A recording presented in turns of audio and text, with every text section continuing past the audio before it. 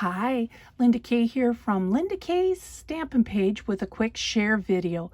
Well, the 4th of July is right around the corner, and I wanted to quickly make a video and share with you the cards that I created. But first, I'm going to show you the products that I used.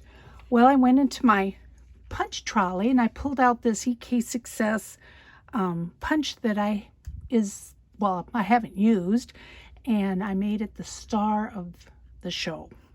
So that was the punch. For the papers, I used Stampin' by Stampin' Up, very vanilla. The natural ivory, I think that's retired. The galvanized metallic paper, I think that is retired.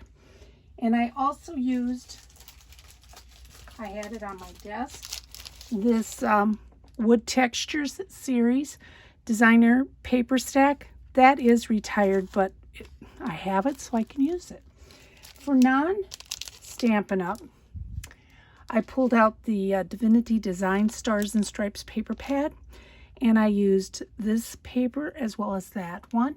And this is different. It's got a sheen to it. It's a one-sided paper. It looks nice on my cards, but it's a little different than other designer series paper. In addition to that paper pad, I did use the coordinating Old Glory paper pad, and I used the two blues and that red, that burn red.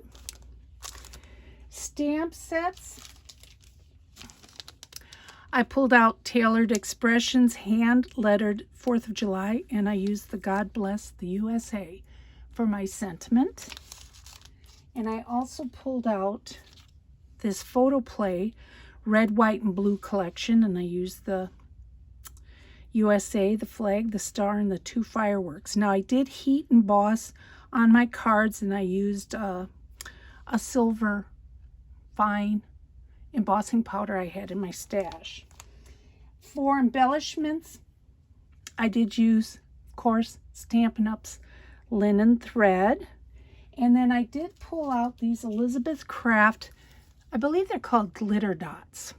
I've never used them. I bought them on sale, and I really liked them. I wanted to create cards that didn't have too much dimension on them. I wanted a flat card, and these really do the trick.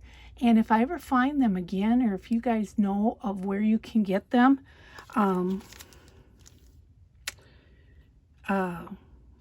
they're by Elizabeth Craft. I don't know who makes them, but, or is it Starform? Yeah, Starform.com. Maybe I'll go to that website and see what I can find. But these are wonderful. I'm going to use these more often because, again, they add dimension, but they look like they're a gem. So those are the products that I used, and I'm going to set the things aside, and I'll show you a sampling of the cards that I made. I did make 32 cards, so I got most of them already mailed out, but here they are. Here's that Divinity Design paper, as well as the jars. And for the top of the jars, to make them look like the rings, I just took my punch and I put the galvanized paper just down to the neck and punched it. And then once I had that punched, I put it into my scoreboard and I scored it to create the rings.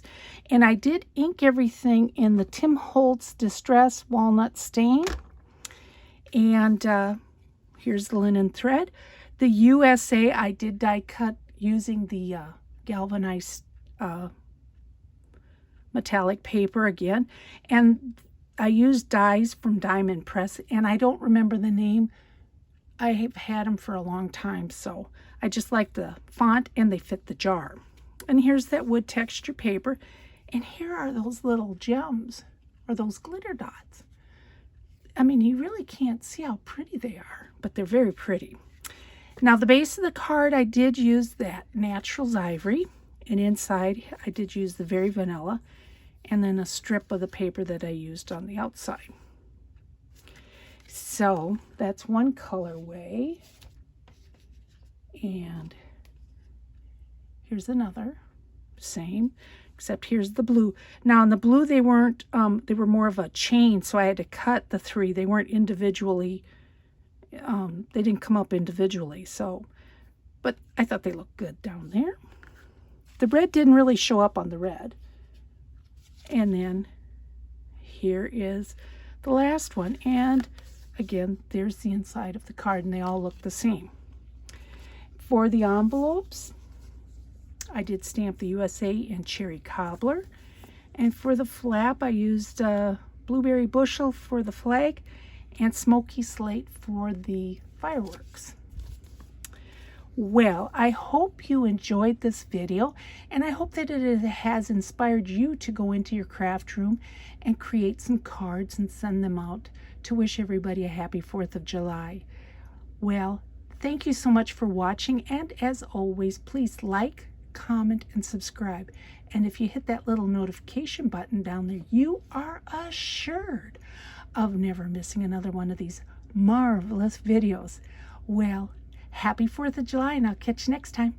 Bye.